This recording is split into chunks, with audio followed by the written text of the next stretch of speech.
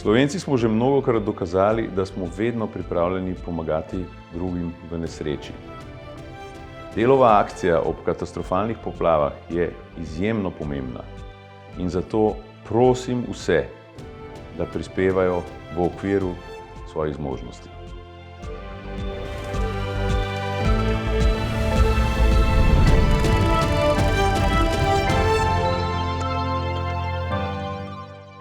Spoštovani poslušalci in gledalci, pozdravljeni v Delovem podcastu Obnavljamo Slovenijo. Medijska hiša Delo pripravlja serijo podcastov, v katerih bomo novinarji se pogovarjali z relevantnimi sogovorniki in z junaki, ki so nam pomagali skozi ta nesrečni črni čas. Danes je z nami stotnik Slovenske vojske, pilot helikopterja, inštruktor v letalski šoli Slovenske vojske, stotnik Miha Einhauer. Pozdravljeni med nami, dobrodošli v našem studiu. Ja, lep pozdrav, hvala za povabilo. Za začetek vam povem lastno izkušnjo. Ko sem kot novinar bil na enem od poplavljenih območij, me je klical novinarski kolega iz Bosne, je hotel kratko poročilo, kaj se dogaja, kako je hudo. In njegovo vprašanje se je začelo s tem, mi se točno spomnimo, kako je nam Slovenska vojska pomagala, vaši piloti leta 2014, tega ne bomo nikoli pozabili in smo prepričani, da bo tudi naša država pomagala Sloveniji. Seveda potem tudi je. To kot uvod v videnje ljudi, kako vidijo vaše delo. To je 9 let nazaj, kar so bile te poplave in oni se še vedno spomnijo in tega ne morejo pozabiti, da so piloti neke tuje vojske prišli in pomagali in reševali življenja in premoženje in tako naprej. Zanima me vaše mnenje, kaj vam ostane, ko pridete iz službe, iz ene od takih misij? Ves čas ste leteli v tem nesrečnem obdobju. S kakšnimi občutki ste se vračali domov? Ja, občutki so bili predvsem taki, da smo bili, oziroma sem bil vesel, da smo lahko pomagali. Se pravi, da imamo sredstva, da imamo tehniko, da imamo ljudi in da smo lahko pomagali državljanom v tej stiski. To je bil en lep občutek.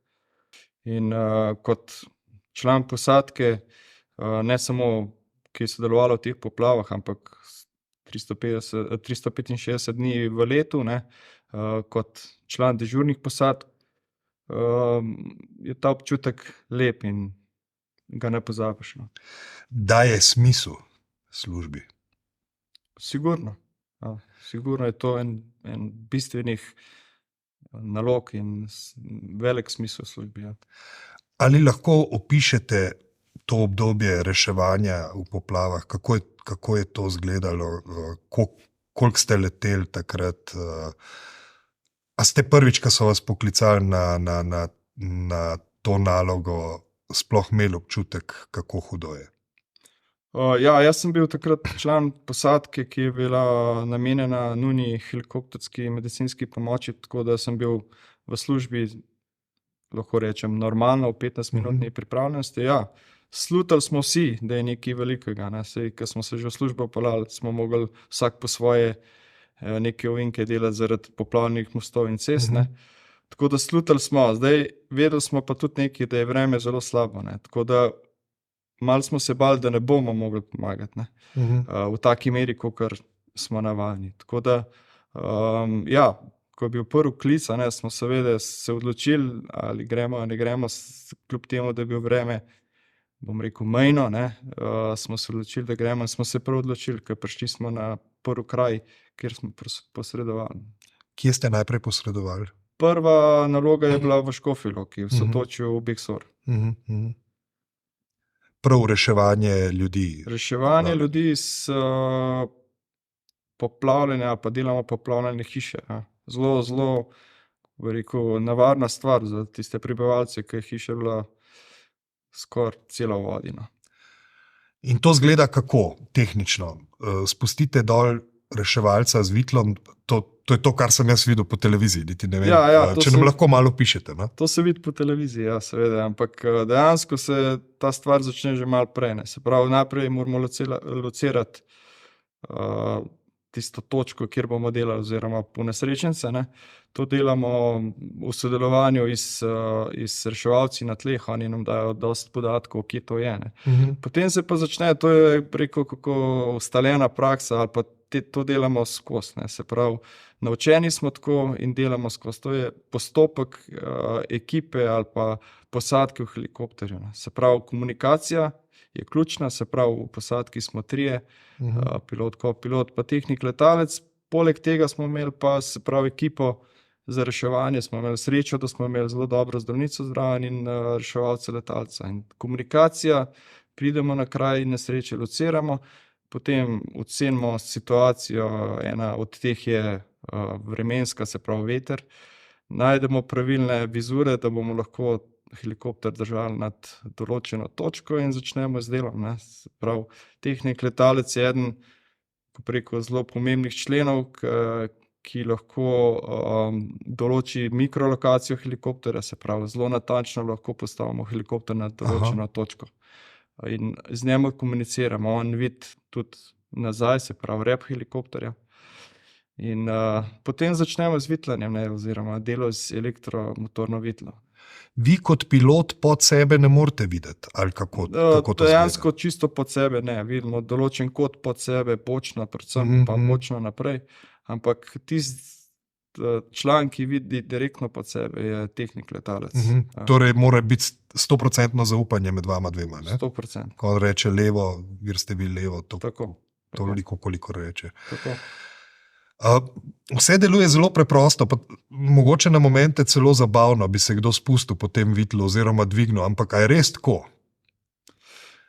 Mislim, ko se pogovarjamo s temi sodelavci ali pa člani, ki se spuščajo, to so reševalci, zdravniki, oni so tega navajeni, se njime lažje, ampak vsakič mogoče na začetku sezone, rečemo poletne, ker se to pa več dogaja, imajo tudi oni malo, kako bi rekel, niso uvedeni še to, kljub temu, da imamo spomladi dosti vaj in tega, mogoče pri njih tudi prisotna malo trema, ampak večkrat, ko to delaš tako, kot posod, lažje je. Sam osebno bi 2krat pomislil, če bi še... Se še niste spustili? Ne, nisem. Se le spustiš v prazno, ne?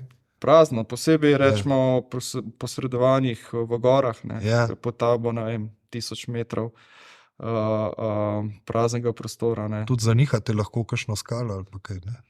Tudi to je lahko, posledica mogoče vremena ali pa napake posadke.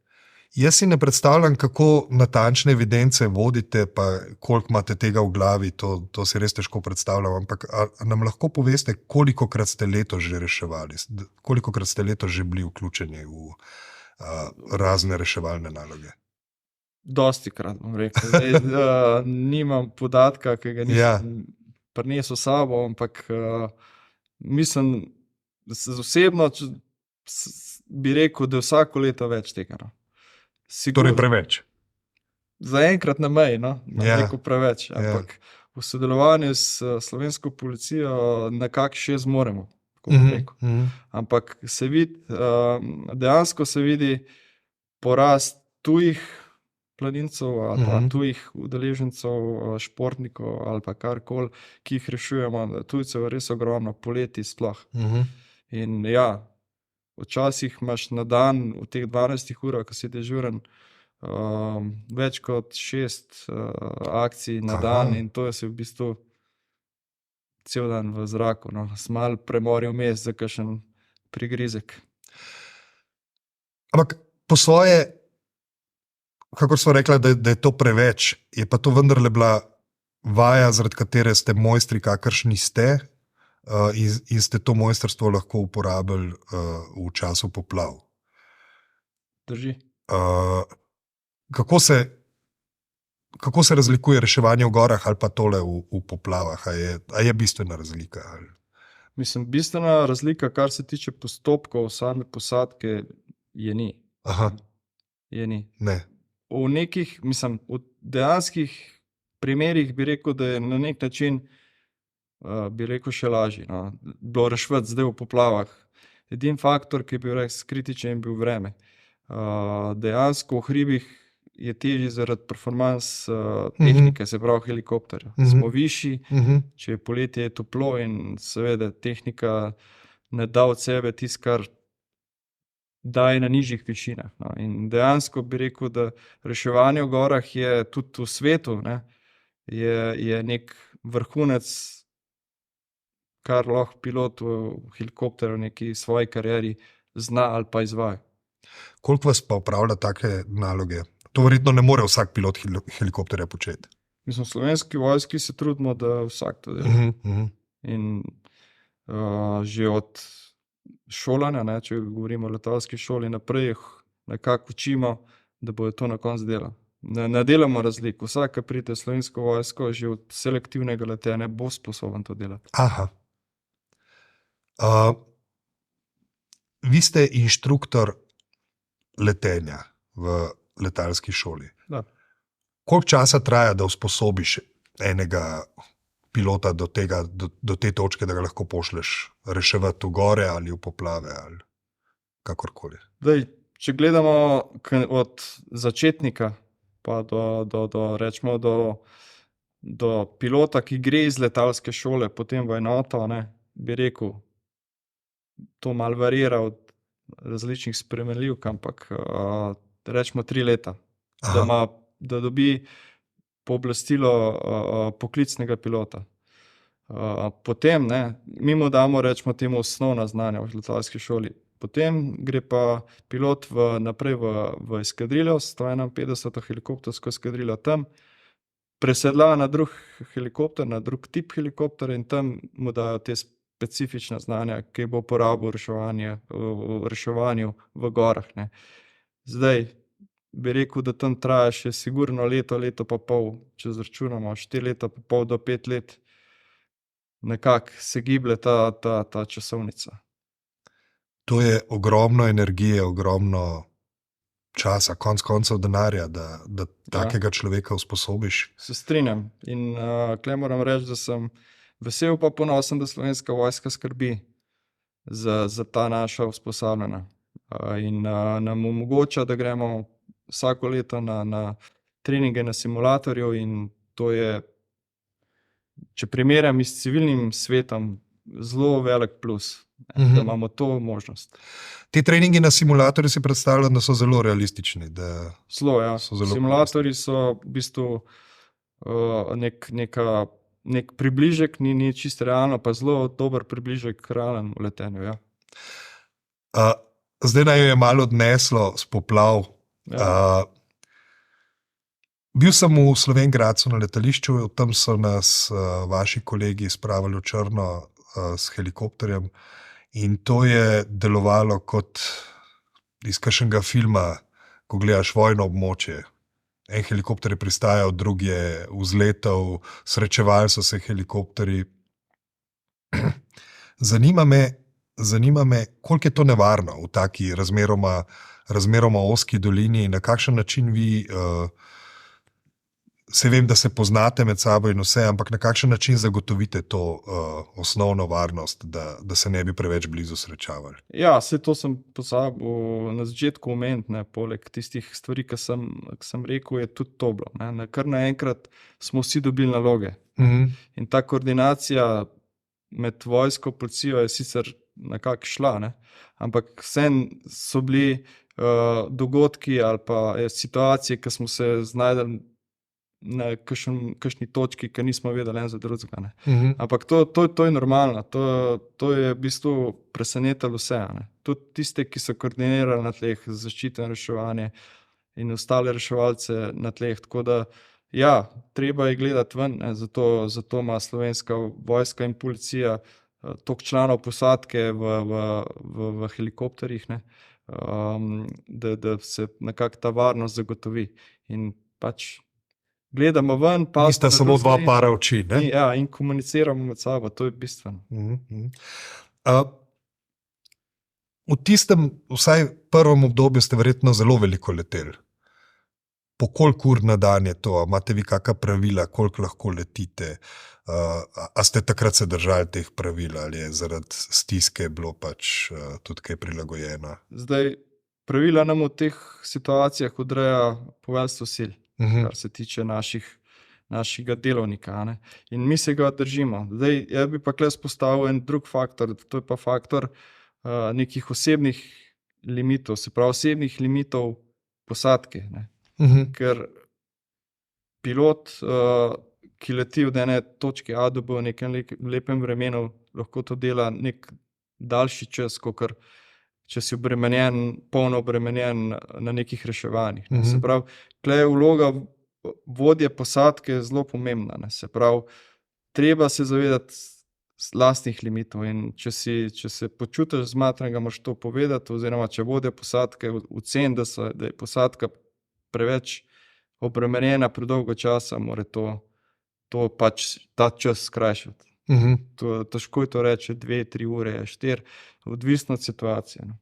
Ampak ja, strmimo k temu, da ne gremo čez noben limit, ne, ker to pa vpliva na varnost letenja.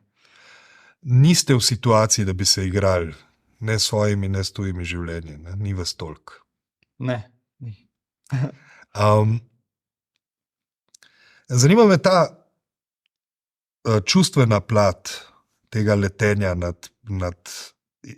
jaz sem to videl, pač takrat sem imel srečo, smolo, kakorkoli, da ste nas odpeljali v črno in je bilo grozno, ampak hkrati si ti nekako odmaknjen in gledaš to kot na televizorju.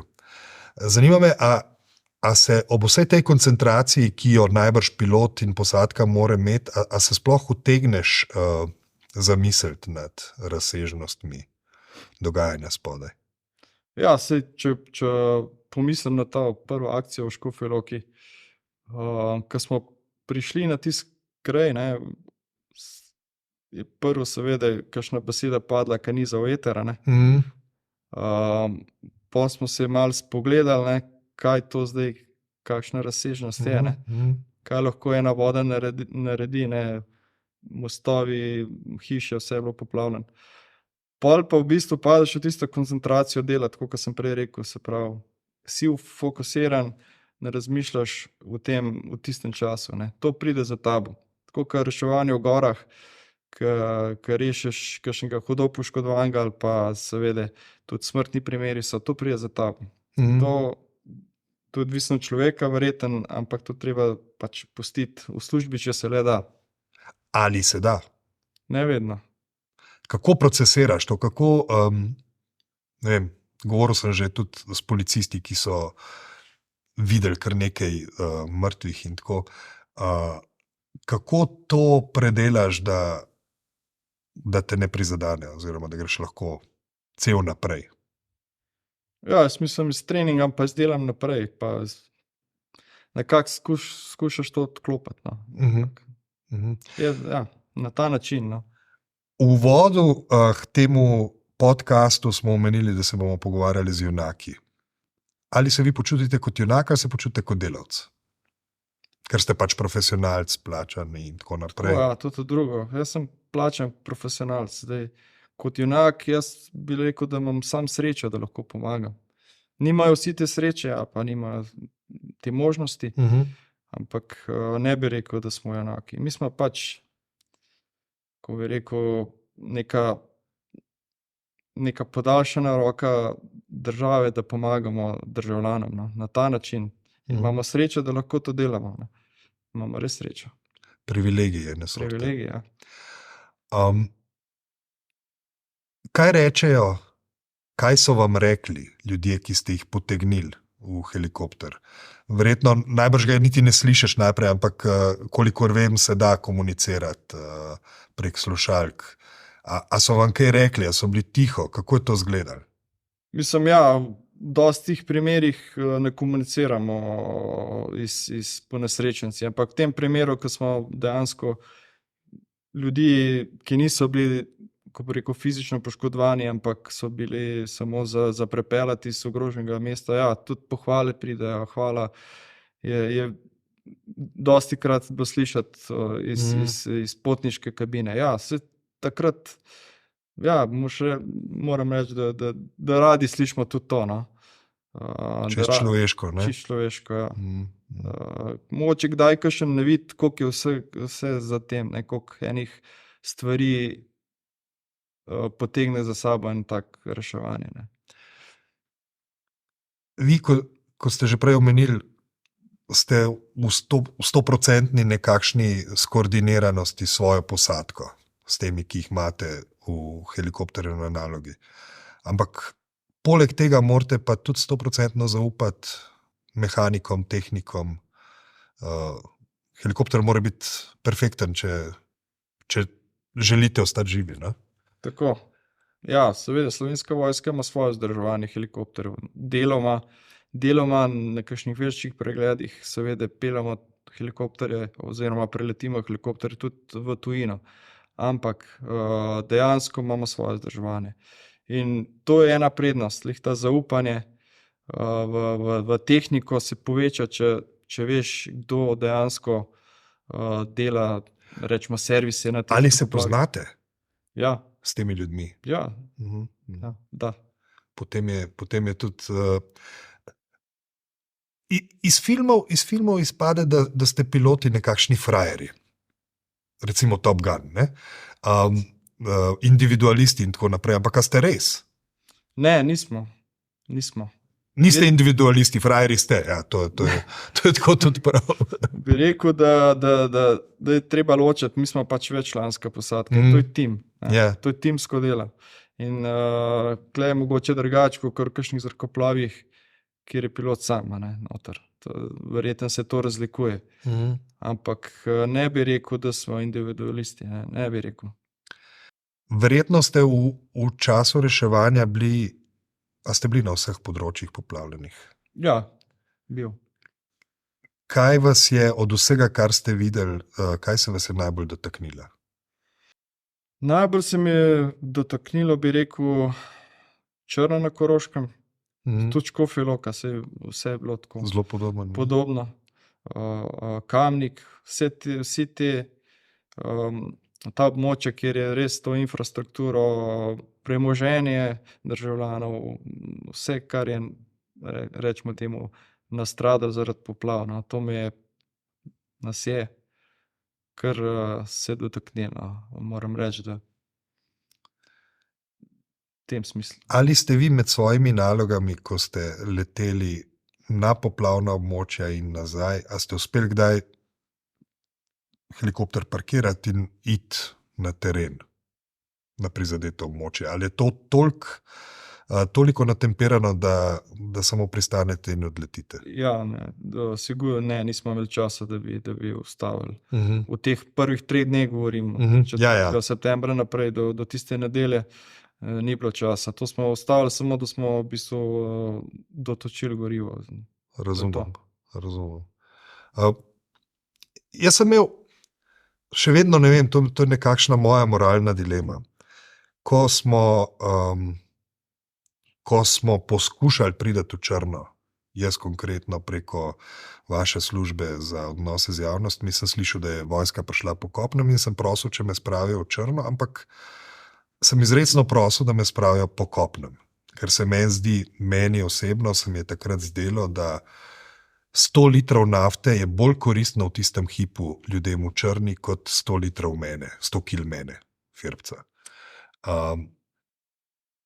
Na kakšen način, oziroma, in potem je seveda zaradi okoliščin so rekli, da je najbolj varno in najhitreje iz Slovenj-Gradca s tem malim helikopterjem z Belom v Črno leteti. In sva potem letela s fotografom, kljub mojim pomislekom. Ali se vi kdaj vprašate o smislu, zakaj zdaj peljem tega novinarja pa fotografa, ki bi lahko vozil, ne vem, 200 litrov nafte v tistem prvih dneh? A se sploh kdaj vprašate o tem, koliko je pomembno, kaj peljati?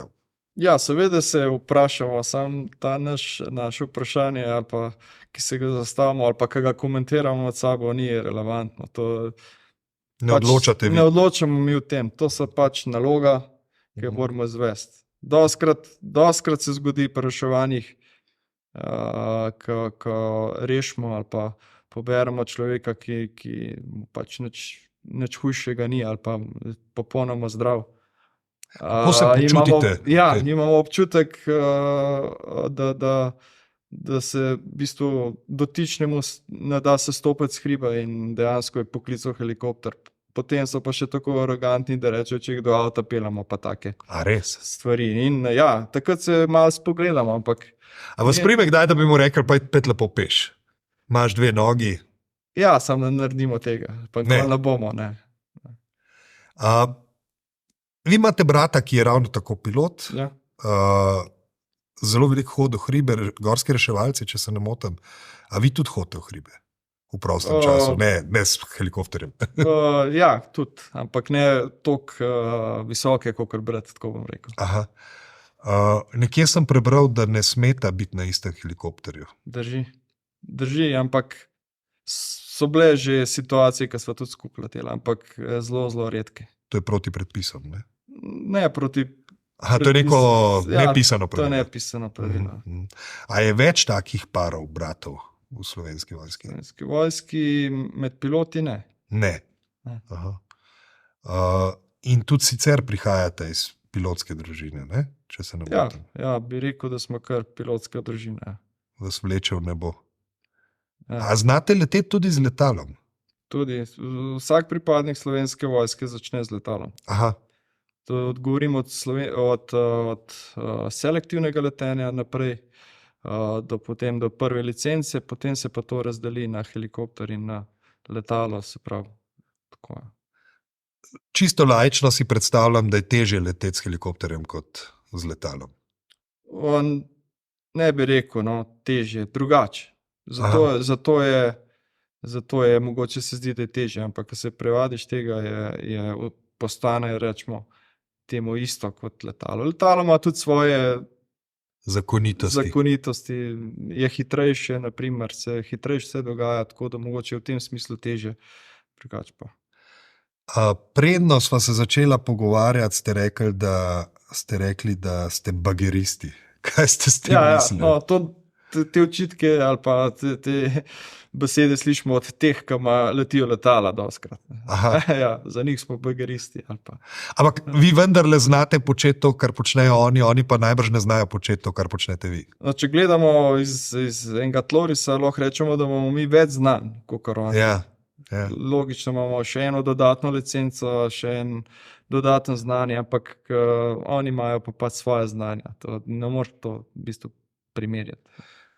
Nekaj časa so bile aktualne razprave, ne vem, kako je zdaj s tem, nisem zelo podrobno v letalstvu, o uvajanju nujne medicinske pomoči, helikopterske nujne medicinske pomoči, kot nekakšnega sistema, ki bi ta del, se pravi reševanje, izločil iz vojske in dal na neko kot zasebno firmo, javno zasebno, ne vem, kako so si to predstavljali ljudje, ki imajo te ideje.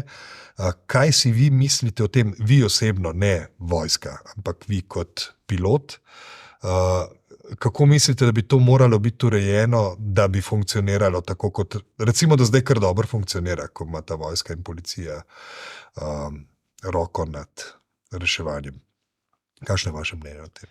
Ja, zdaj, tako bom rekel, če bi imeli v tem studiu še nekaj pripadnikov medicine ali pa predstavnikov, ne pripadnikov, in še ostalih, rečemo, policije, ministrstev in tega, in če bi jim dali isto vprašanje kot meni, bi dobili lih toliko odgovorov, kot bi bilo klele.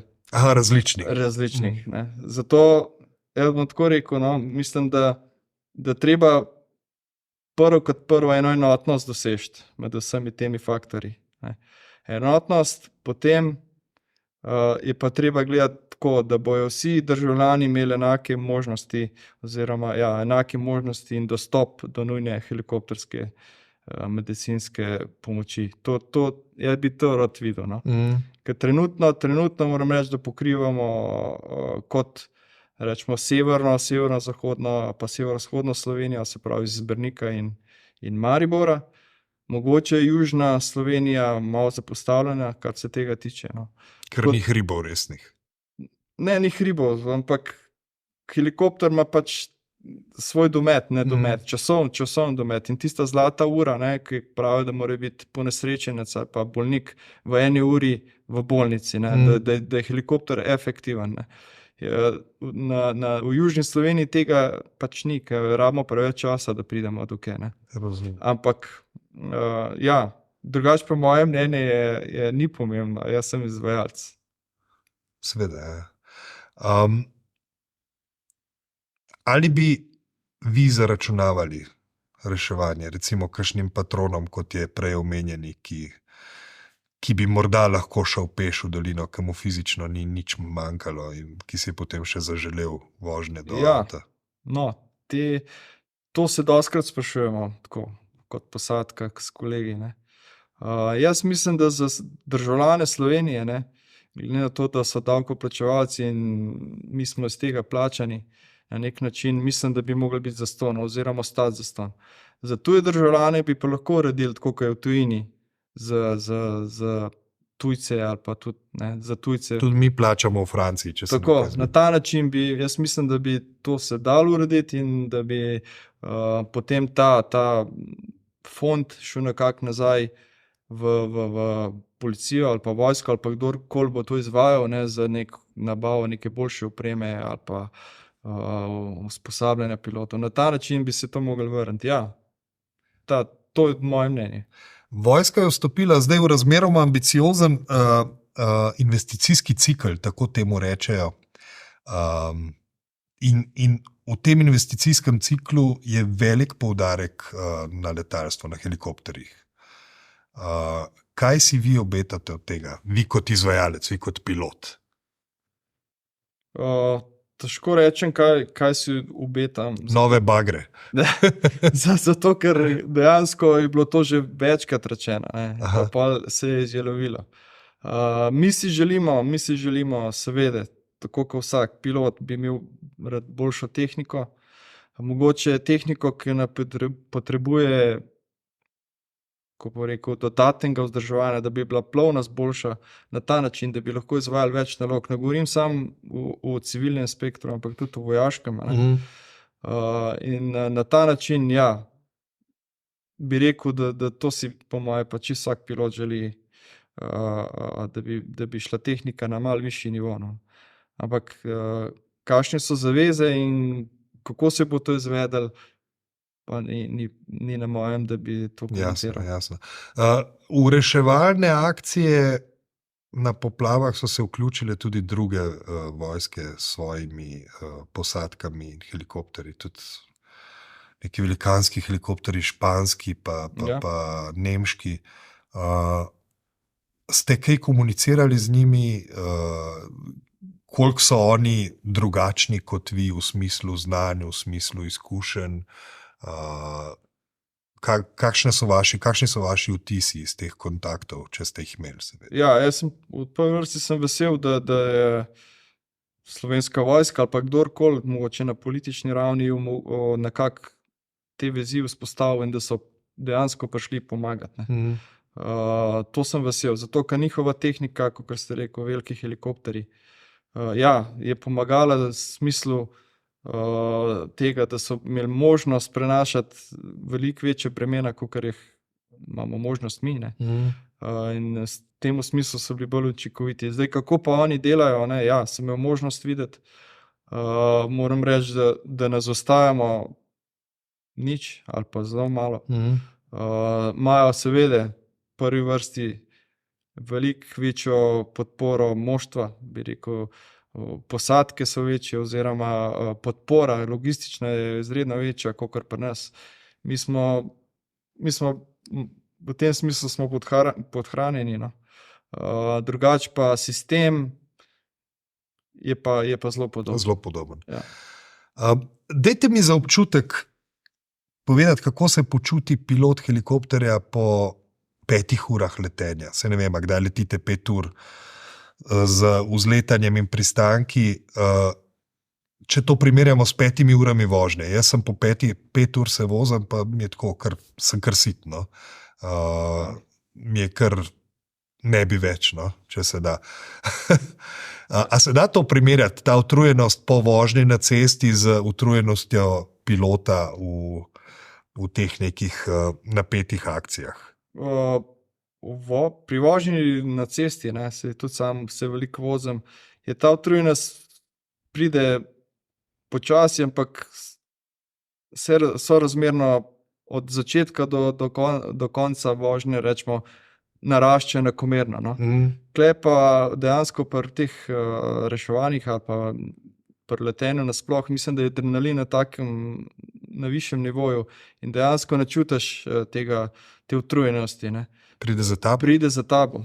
Ko prideš, rečemo, ko prideš iz enega okolja, ki ni več toliko se pravi zahtevno, ne, vidiš, da si bil v bistvu pod velikim pritiskom, da si imel verjeten puls na višjem nivoju, da si bil pod stresom, ne, in potem pride ta zmatranost za sabo. Ne. Rečemo, polet, ko smo 12 ur dežurni, pa če veliko letiš, si doma kot užeta cuna, bi rekla žena.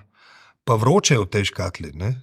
Ja, seveda, vroče. Sonce z vseh strani, tako, klime ni. Tako, ja. Klime ni, posebej takrat, kadar smo na mestu, ne, kadar lebdimo, je prezračevanje zelo, zelo slabo in ja, smo kar, kako bi rekel, preznojeni. Drugače je edina ventilacija okna, ali kaj?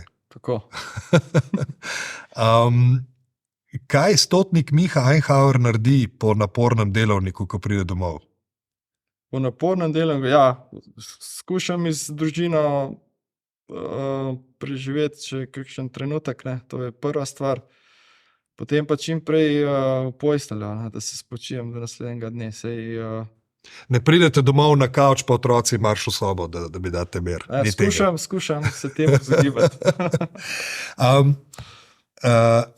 Ne vem, boste gledali to našo serijo podcastov naprej. Želim si, da bi jo.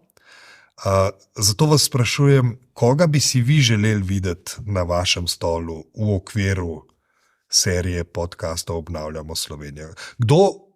Katera vloga, katera naloga se je vas dotaknila, da se vam je zdel, no, ta je pa res koristen, ta je pa res ogromno delo naredil v času poplav, reševanja in tako naprej. Ja, sigurno bi videl rad kakšnega, ki je bil član naše posadke oziroma ki je sodeloval, ne, se pravi, reševalec, letalec ali pa zdravnica sta bila takrat obremenjena, pa veliko sta pomagala. Zdravnica, takrat je bila zdravnica. Ne. Ampak mogoče bi bil vzporedno so delali policaji, ne, kakšen član posadke od policije. Ne vem, mogoče delali smo prek radio zveze, sicer samo iz člani gasilskih društev ali pa poveljniki zaščite. Te so bili vsi na terenu. Vsi so bili na terenu, tako da teh fantov ali pa deklet v živo nisem videl, so pa naredili ogromno delo. Ja. Stotnik Miha Einhauer, jaz sem prepričan, da bi midva lahko tukaj še 1 uro debatirala, pa bi si imela marsikaj zapovedati. Tudi vsi smo kot otroci sanjali, da bomo nekoč piloti in potem v nekem trenutku to opustili in bi imeli že teh vprašanj o pilotskem poklicu še in še.